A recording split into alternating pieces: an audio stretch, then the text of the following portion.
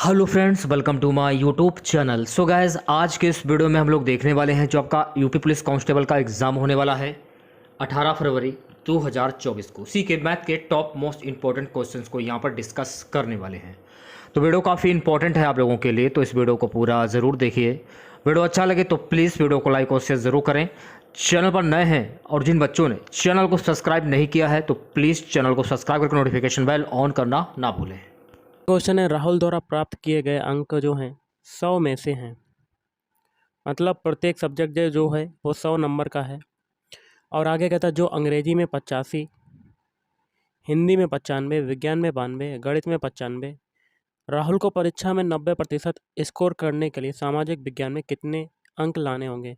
तो सबसे पहले तो हम लोग ये देख लेते हैं जो आपका टोटल सब्जेक्ट हैं वो कितने हैं। टोटल सब्जेक्ट देखिए, अंग्रेजी हिंदी 2 हो गए, विज्ञान गणित 4 ये हो गया और सामाजिक विज्ञान लास्ट में 5 सब्जेक्ट हो गए। और टोटल जो है पेपर वो कितने नंबर का है, हर पेपर 100 नंबर का। तो टोटल पूर्णांक कितना हो जाएगा, 500 का। ओके। और उसे 90% अंक स्कोर करने के लिए सामाजिक विज्ञान में कितने अंक लाने हैं। तो 90% जब अंक लाने हैं तो हम लोग 500 का 90% निकाल लेते हैं सबसे पहले। तो ये 2 जीरो से 2 जीरो कटेगा, 5 में 45। तो उसको जो है अंक कितने लाने, 450। सबसे पहले हम लोग जो 4 सब्जेक्ट के अंक दिए हैं उनको जोड़ लेते हैं। अंग्रेजी में कितने, 85, हिंदी में कितने, 95, और विज्ञान में कितने, 92, और गणित में कितने, 95। इन चारों को जोड़ने पर हमें कितना मिलता है, इन चारों को जोड़ने पर हमें मिलता है 367 अंक। अब पूछता है कि सामाजिक विज्ञान में कितने अंक लाने हैं। तो टोटल जो उसका पूर्णांक रहा होगा, मतलब अंक प्राप्त किए 450, और 4 विषयों का टोटल हो रहा 367। तो सामाजिक विज्ञान का आसानी से निकाल सकते हैं। तो 450 में 367 को घटा देते हैं तो आपका कितना आ जाता है, 83 अंक। सामाजिक विज्ञान में कितने अंक मिले, 83 अंक। तो option C is right answer. अगला क्वेश्चन देख लेते हैं, बहुत ही सिंपल सा है। 100 मीटर और 120 मीटर लंबी दो ट्रेनें समान दिशा में क्रमशः 64 किलोमीटर प्रति घंटा और 52 किलोमीटर प्रति घंटा की गति से चल रही हैं। पहली ट्रेन दूसरी ट्रेन को कितने समय में पार कर जाएगी। तो सबसे पहले तो ट्रेनों की जो लंबाइयाँ होंगी वो दोनों जुड़ जाएंगी। तो L बराबर 100 मीटर एक है दूसरी 120 मीटर। तो यहाँ से कितना आ जाएगा, 220 मीटर आ जाएगी टोटल लेंथ। अब देखिए चालें क्या हो जाएंगी, घट जाएंगी, क्योंकि यहाँ पर समान दिशा में दोनों ट्रेनें चल रही हैं। तो 64 में से 52 घट जाएगा। पहली ट्रेन की चाल है 64, दूसरी की है 52 किलोमीटर प्रति घंटा। चूँकि आंसर आपका सेकंड में आ रहा है तो हम लोग चाल को जो किलोमीटर प्रति घंटा में निकलेगी उसको मीटर पर सेकंड में कन्वर्ट करेंगे। 64 में से 52 जाएगा तो आपका आ जाएगा 12 किलोमीटर प्रति घंटा। इसको मीटर पर सेकंड में कन्वर्ट करने के लिए 5/18 का मल्टीप्लाई। तो इसे 3 से काटते हैं, 3 चक्कू 12 और 3 छाक 18। ओके। अब इसे 2 से काटते हैं, 2 दूनी 4 और 2 तियाँ 6। ऊपर कितना आ जाएगा, 10 बटे नीचे आ जाएगा 3, तो 10/3 मीटर प्रति सेकेंड। ये आपकी चाल आ जाएगी। पहली ट्रेन दूसरी ट्रेन को कितने समय में पार करेगी। तो चाल बराबर क्या होता है, दूरी बटे समय। तो यहाँ से टी बराबर क्या आ जाएगा, दूरी बटे चाल। दूरी कितनी है, लंबाई कितनी है, 220 मीटर। चाल कितनी है, 10/3। 3 जो है वो ऊपर चला जाएगा। तो 220 इंटू 3 बटे में 10। एक ज़ीरो से एक ज़ीरो कटेगा, 22 में 3 का मल्टीप्लाई करेंगे तो 66 सेकेंड आपका आंसर आ जाएगा। तो option C is right answer. अगला क्वेश्चन देख लेते हैं, क्या कहता है।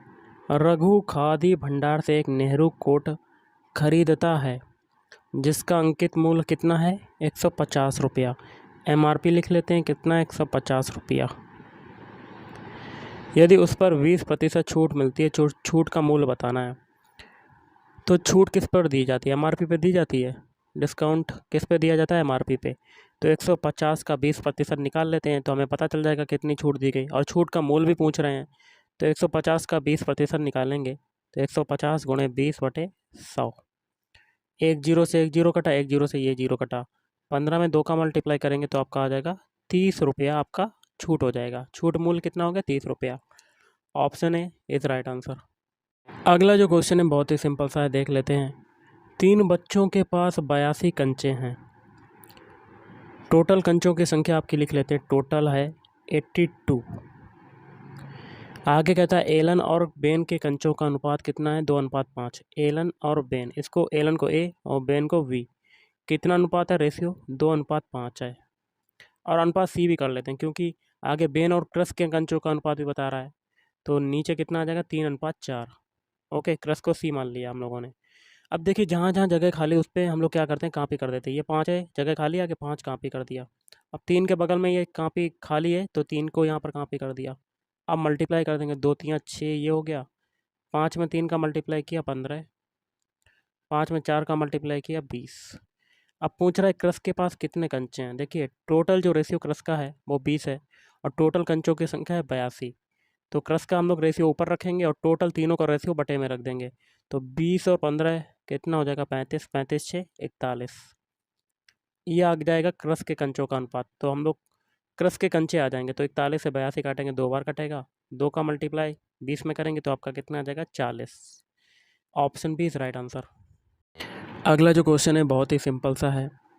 एक स्कूल में विद्यार्थियों की कुल संख्या कितनी है, 150। टोटल विद्यार्थी हैं 150 और इसमें लड़के व लड़कियां दोनों होंगी।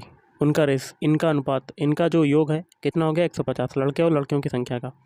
आगे कहता है यदि लड़कों की संख्या है x और यदि लड़कियां जो हैं स्कूल की कुल संख्या का x% हैं, तो लड़कियों की देखिए ये तो बॉयज़ हो गए और गर्ल्स का क्या हो जाएगा, कुल संख्या का x%, मतलब 150 का x% मतलब x/100। 1 0 से 1 0 कटा, 5 3 15, 5 दूनी 10। तो लड़कियों की संख्या कितनी आ जाएगी, 3x/2, ये आ जाएगी। तो स्कूल में लड़कों की संख्या बतानी है, मतलब x की वैल्यू बतानी है। तो टोटल हम लोगों को पता है संख्या कितनी है, मतलब लड़कों की संख्या प्लस लड़कियों की संख्या मतलब 3x/2, इनका योग हमें पता ही है कितना है, 150। तो हम लोग आसानी से x की वैल्यू को अब निकाल सकते हैं। एलसीएम लेते हैं 2, तो ऊपर हो जाएगा 5x/2, नीचे हो जाएगा 150 ही हो जाएगा। 5 से ये काटेंगे, 5 3 15 और 30 में 2 का मल्टीप्लाई करेंगे तो आपका कितना आ जाएगा, 60। तो लड़कों की संख्या कितनी आ गई, 60। तो option D is right answer. अगला क्वेश्चन है बहुत ही सिंपल सा है। राजा 1 किलोग्राम आलू 25 रुपये में खरीद कर लाता है। 1 केजी आलू का मूल्य कितना है, 25 रुपये स्टार्टिंग में। फिर आगे कहता है अगले दिन आलू का मूल्य 10% प्रति किलोग्राम बढ़ गया।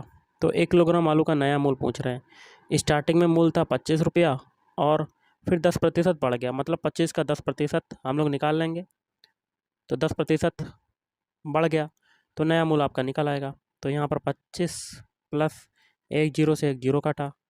अब इसे 5 से काटेंगे, 5 दूनी 10, 5 25। तो ये हो जाएगा 5/2। एलसीएम ले लेंगे 2, तो 50 प्लस 5/2, 55/2 आपका आ गया। इसको काटेंगे तो 2 दूनी 4, फिर 1 बचा तो 7 14, तो 5 10। तो ये आ गया 27.50। ओके, तो option C is right answer. Question देख लेते हैं हम लोग। अमित, भानु और चिंटू दिए गए क्रम के अनुसार भाई हैं। आगे कहता है भानु की आयु चिंटू से दोगुनी है, जबकि अमित भानु से 2 साल बड़ा है। अमित जो भानु से 2 साल बड़ा है।